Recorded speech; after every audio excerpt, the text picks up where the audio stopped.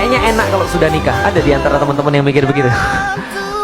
Hampir semua orang mikir bahwa nikah itu adalah merupakan sebuah solusi.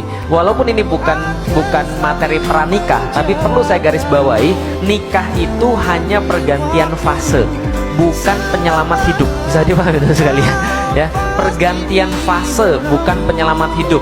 Kadang-kadang orang memandang nikah itu kan penyelamat hidup. Nanti kalau sudah nikah saya akan begini. Nanti kalau sudah nikah saya akan begini. Nggak bakal terjadi. Kenapa? Karena nikah itu cuma pergantian fase. Yang antum akan dapatkan setelah nikah adalah apa yang antum perbuat sebelum nikah. Sebenarnya begitu. Maka kalau ada banyak orang nanti kalau sudah nikah, nanti kan enak ada istri yang masakin apa? Masakin mie ya, sama aja gitu kan ya. Nanti ada istri yang masakin malam-malam, lalu kemudian nyediain teh dan segala macam, menenangkan. Itu pikiran orang yang belum nikah. Pikiran orang yang sudah nikah, begitu dia nikah, benar nggak hidup dia bakal jadi lebih bahagia? Betul. 3 hari pertama, paham tuh sekalian. Hari keempat antum bangun, antum melihat seseorang yang harus antum kasih makan sampai mati, paham tuh sekalian. Itu kemudian ketika orang nikah. Orang kemudian ketika sudah nikah mikir, kayaknya lebih enak kalau punya anak. Selalu begitu manusia. Manusia senantiasa ngarep dalam keadaan konstan. Karena itulah dia selalu susah dalam keadaan konstan.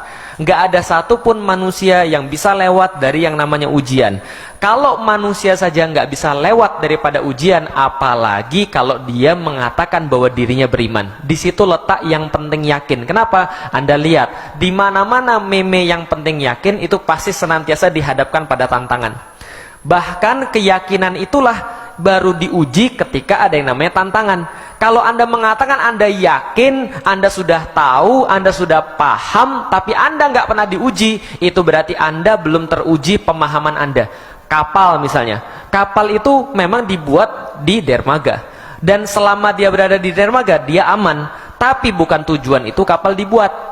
Tujuan kapal dibuat untuk apa? Untuk mengarungi lautan. Ketika dia sudah ketemu ombak, ketika dia sudah ketemu badai, baru teruji ini kapal atau bukan, gitu loh maksudnya. Nah maka yang namanya ujian ini senantiasa ada konstan pada kita, baik itu dari luar ataupun dari dalam.